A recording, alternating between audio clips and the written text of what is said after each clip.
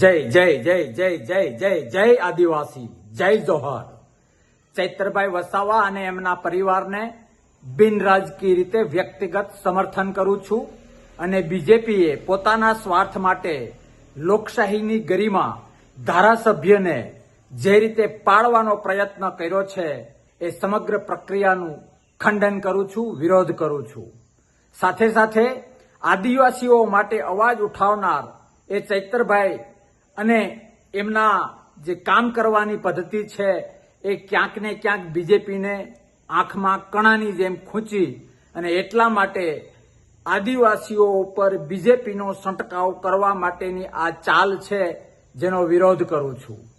સાથે સાથે આમ આદમી પાર્ટીને પણ મારે કહેવું છે અને આમ આદમી પાર્ટીના સત્યને વરેલા જો કોઈ કાર્યકર્તા અને નેતા હોય તો એમને પણ કહેવું છે કે તમારી પાર્ટીના કહેવાતા વકીલ નેતાઓ જે વકીલ છું એવું કહીને ખેડૂત અને આમ લોકોમાં રોફ જમાવા જાય છે. ચૈતરભાઈના કેસમાં એ વકીલાતની હોશિયારી ગઈ ક્યાં? શા માટે તાકાતથી લડી ન શક્યા? કે પછી ચૈતરભાઈનો પ્રકાશ પાર્ટીમાં એટલો વધતો તો એટલે કદ પ્રમાણે વેતરવાનું પ્લાન હતું ભાજપને મદદ કરવા માટે? એનો જવાબ લોકશાહી પ્રેમી અને કોઈ પણ બંધારણી પ્રેમી માંગે છે એ આપવો જોઈએ.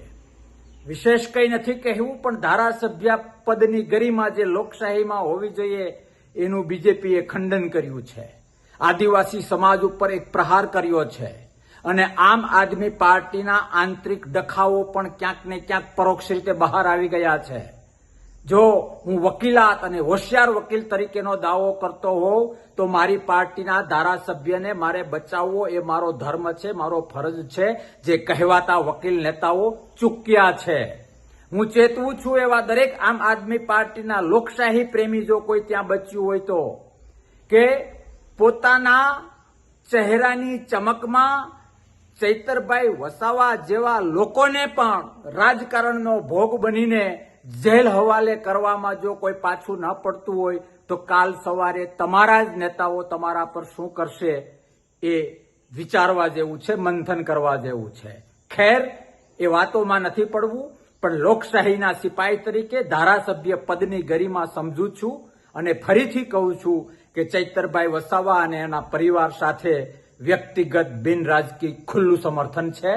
શક્ય જે કંઈ હશે એ કરવા તૈયાર છું. જય આદિવાસી, જય જોહાર, જય હિન્દ, ભારત માતા કી જય. લોકશાહી છે, લોક એકતા જિંદાબાદ, લોક એકતા જિંદાબાદ, લોક એકતા જિંદાબાદ.